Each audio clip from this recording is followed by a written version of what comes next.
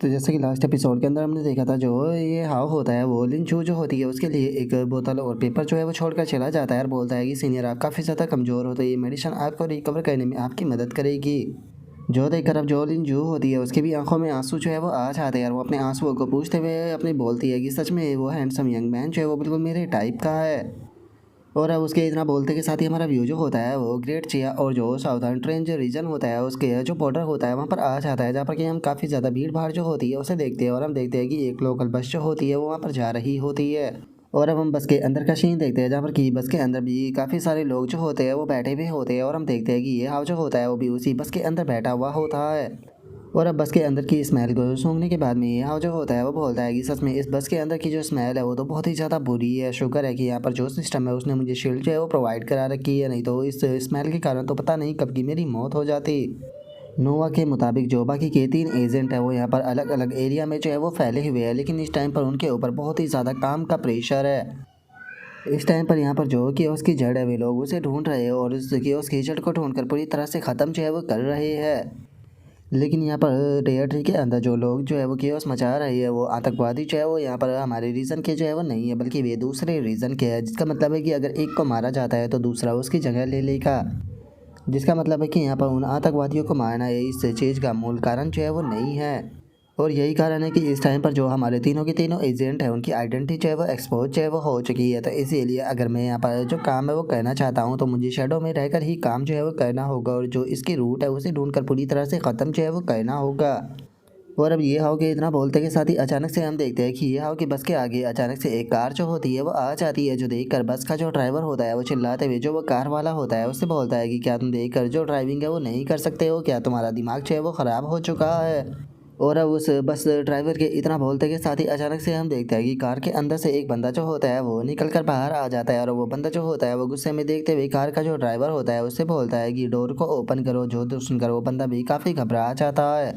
और अब वो बंदा जो होता है वो घबराते हुए गेट जो होता है वो ओपन कर देता है, जिस कारण हम देखते हैं कि वे लोग जो होते हैं वो अब बस के अंदर जो होते हैं वो आने लगते हैं। और अब उन लोगों को देखने के बाद में ये हाव जो होता है वो अपने मन में सोचता है कि एक टाइम पर अर्थ की सबसे सेफ कंट्री जो है वो ग्रेट चिया जो है वो हुआ करती थी, यहाँ पर बॉर्डर तक पर भी कोई भी पर्सन जो है वो क्राइम करने के बारे में नहीं सोचता था। इसीलिए मुझे समझ में नहीं आ रहा कि आगे इसके जैसे इनके जैसे जो मामूली से लोग हैं आखिर इनके अंदर इतनी हिम्मत कब से आ गई कि ये इस तरह की चीज़ें करने लगे। पक्का यहाँ पर इन लोगों को कोई बैकिंग जो है वो दे रहा है। और ये हाव के इतना बोलते के साथ ही हम देखते हैं कि एक पतला सा लड़का जो होता है वो बस के अंदर आकर हंसते हुए बोलता है कि आप लोगों को नर्वस होने की कोई ज़रूरत नहीं है, हम लोग जो है वो कोई अच्छे लोग नहीं है। अरे नहीं नहीं, माफ़ कर देना, हम लोग जो है वो बिल्कुल अच्छे लोग हैं। और अब इतना बोलकर वो बंदा जो होता है वो अपने साथ वाला जो साथी होता है उसे इंट्रोड्यूस कराते हुए बोलता है कि मैं आपको अपने लीडर से इंट्रोड्यूस जो है वो करा देना चाहता हूँ। हमारे लीडर जो है वो यहाँ पर ना तो किसी का रेप करने आए हैं और ना ही आप लोगों के पैसे को लूटने के लिए आए हैं। हमारे लीडर आपको बिल्कुल भी नुकसान जो है वो नहीं पहुंचाना चाहते हैं। हमारे लीडर चाहते हैं कि बस आप लोग जो है वो जो हमारा काम है उसे ऑपरेट करने में हमारी मदद करें। जो सुनते के साथ ही सभी लोग जो होते हैं वो घबराते हुए बस के पीछे वाले हिस्से में जो है वो जाने लगते हैं। और अब उनके ऐसा करने के कारण हम देखते हैं कि जो ये हाव होता है वो भी उन लोगों की भीड़ में पूरी तरह से दबने लगता है और वो ये हाव जो होता है वो बोलता है कि डैमेज यहाँ पर तो अब सांस लेना भी मुश्किल जो है वो हो रहा है।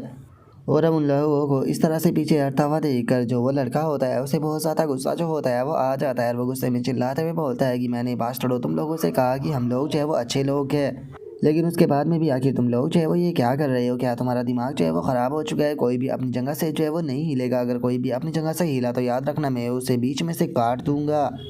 और अब उस पतले से लड़के के इतना बोलते के साथ ही अचानक से उसके पीछे दो मोटे मोटे बंदे जो होते हैं वो आ जाते हैं और उन दोनों बंदों को देखते हुए वो पतला सा लड़का जो होता है वो बताता है कि चलो मैं तुम्हें इन दोनों से इंट्रोड्यूस करा देता हूँ, ये दोनों जो है वो हमारे पर्सनल टैटू आर्टिस्ट है। और हमारे जो पर्सनल टैटू आर्टिस्ट है वो यहाँ पर जो टैटू है वो बनाने वाले हैं, तो इसीलिए यहाँ पर जो भी man woman old man young man या फिर जो छोटा सा बेबी है उन सभी को यहाँ पर जो टैटू है वो बनवाना होगा। और अब इतना बोलते के साथ ही वो पतला सा लड़का जो होता है वो अपनी चेस्ट के ऊपर बना हुआ जो टैटू होता है उसे दिखाने लगता है और उस टैटू को दिखाते हुए बोलता है कि तुम लोगों को बिल्कुल इस प्रकार का जो टैटू है वो बनवाना होगा। और अब उस टैटू को देखते के साथ ही ये हाव जो होता है वो नोवा से बोलता है कि नोवा जो ये टैटू है इसे स्कैन जो है वो कर लो। यकीन नहीं होता कि ये बास्टर्ड जो है वो यहाँ पर बेफालतू के जो नॉर्मल लोग हैं उन्हें भी अपनी स्कीम के अंदर जो है वो फंसा रहे हैं। इन लोगों को यहाँ से जाने देना बिल्कुल भी सही जो है वो नहीं रहेगा, क्योंकि ये लोग बेफालतू के नॉर्मल लोगों के लिए ख़तरा जो है वो बनेंगे। और अब ये हाउ के इतना सोचते के साथ ही एक ओल्ड मैन जो होता है वो उन लोगों के ऊपर चिल्लाते हुए उन लोगों से बोलता है कि तुम बेवकूफ़ लोगों कहीं कि क्या तुम्हारे जो पेरेंट्स है वो तुम्हें इस तरह के जो टैटू है वो बनवाने की इजाज़त देते हैं? क्या तुम्हें यहाँ पर बिल्कुल भी डर नहीं है कि जो तुम्हारे पेरेंट्स है वो इस चीज़ के ऊपर गुस्सा जो है वो हो जाएगी? सच में तुम तो अपने एंसेस्टरों के लिए भी यहाँ पर जो गद्दार है वो बन रहे हो, तुम्हें अपने ऊपर शर्म आनी चाहिए। और अब उस ओल्ड मैन की इस बात को सुनते के साथ ही हम देखते हैं कि वो पतला सा लड़का जो होता है वो अचानक से अपने पास से अपनी स्वॉर्ड को निकाल लेता है और अपनी स्वॉर्ड को निकालते हुए बोलता है कि ओल्ड मैन, लगता है कि तुम्हारा जो मन जो है वो अपनी ज़िंदगी से भर चुका है। लेकिन कोई बात नहीं, अगर तुम्हारा यहाँ पर अपनी ज़िंदगी से मन जो है वो भर चुका है तो ठीक है, मैं तुम्हें यहाँ पर जो है उसके अंदर पहुँचा देता हूँ। वहाँ पर जाने के बाद में तुम काफ़ी अच्छे से इंजॉय जो है वो करना, तो अब मरने के लिए तैयार हो जाओ। और इतना बोलते के साथ ही अचानक से हम देखते हैं कि कुछ अजीब होता है। वो पतला सा जो लड़का होता है वो सीधे अपने लीडर के ही ऊपर अटैक जो है वो कर देता है, लेकिन जो उसका लीडर होता है वो अपने हाथ से अचानक से उसके अटैक को रोक लेता है। और अब अटैक को रोकने के बाद में जो वो लीडर होता है वो गुस्से में उसकी तरफ देखने लगता है और उसकी तरफ देखते हुए बोलता है कि तुम बास्टर्ड कहीं के, क्या तुम रिबेल कर रहे हो? जो सुनते के साथ ही वो पतला सा लड़का जो होता है वो बहुत ज़्यादा जो है वो घबरा जाता है और घबराते हुए बोलता है कि नहीं नहीं लीडर, मेरा ऐसा कहने का कोई भी इरादा जो है वो नहीं था, पता नहीं मेरे साथ में क्या हुआ, अचानक से जो मेरा हाथ है उसने अपने आप से ही आपके ऊपर अटैक कर दिया। जो सुनकर वो लीडर वहाँ से जाते हुए बोलता है कि इसे जान से मार दो। जो सुनते के साथ ही वो पतला सा लड़का घबराने लगता है और घबराते हुए बोलता है कि नहीं नहीं मुझे माफ़ कर दो, इसमें मेरी कोई गलती नहीं है। और अब इतना बोलकर वो आँख बंद कर कर रो जोर जोर से चिल्लाने लगता है। और कुछ ही पल में हम देखते हैं कि वो वहाँ पर जो वे दोनों टैटू आर्टिस्ट होते हैं उन दोनों को भी काफ़ी बुरी तरीके से पीट देता है, जो देखकर उसका जो लीडर होता है वो भी हैरान रह जाता है। और वो हैरान होते हुए बोलता है कि मैंने नहीं सोचा था कि इतने पतले होने के बाद में भी तुम फाइटिंग के अंदर इतने ज़्यादा अच्छे होगे। और उसके इतना बोलते के साथ ही हम देखते हैं कि उसके बाकी के जो साथी होते हैं वो भी बस के अंदर आने लगते हैं, जहाँ पर कि उन लोगों के ही लड़ने और चिल्लाने की आवाज़ें जो होती है वो आने लगती है, जो देखकर बस में बैठे हुए जो लोग होते हैं उन्हें कुछ भी समझ में जो है वो नहीं आ रहा होता। और अब हम देखते हैं कि जो उस गैंग के बंदे होते हैं वो बस से उड़ते हुए बाहर जाकर गिरने लगते हैं।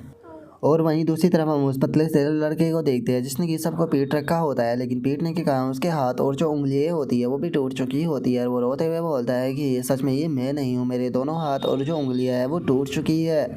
जो सुनते के साथ ही अब जो वो लीडर होता है वो थोड़ा सा घबराने लगता है और घबराते हुए उस पतले से लड़के से बोलता है कि तुम आखिर हो कौन?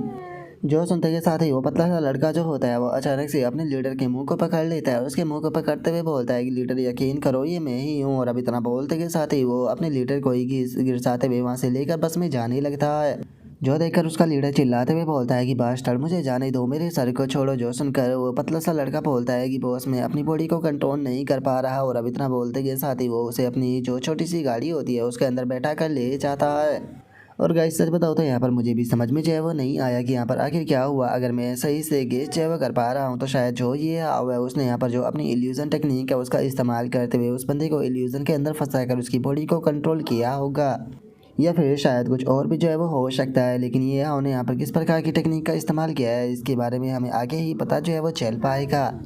और अब जो बस में बैठे हुए लोग होते हैं वो भी काफ़ी अजीब तरीके से उन लोगों को देखने लगते हैं, जहाँ पर कि पहला बंदा जो होता है वो बोलता है कि यहाँ पर आखिर हुआ क्या, इन लोगों के साथ में क्या प्रॉब्लम थी। जो सुनकर एक और बंदा बोलता है कि ये लोग हमारे ऊपर टैटू बनाने के लिए आए थे, लेकिन इन लोगों के बीच में खुद में ही फाइट शुरू हो गई।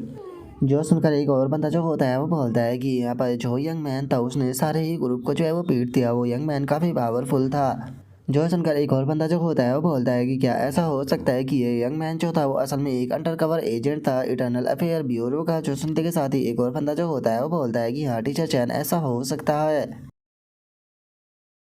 और अब उन लोगों के इतना बोलते के साथ ही जो हमारा आज का एपिसोड है वो यहीं पर ही कंप्लीट जो है वो हो जाता है। तो नेक्स्ट एपिसोड के अंदर देखें कि आगे क्या होता है। अगर आप लोगों को वीडियो अच्छी लगी हो तो लाइक करना, चैनल को सब्सक्राइब करना। मैं मिलता हूँ नेक्स्ट एपिसोड के अंदर, तब तक के लिए बाय बाय गाइस।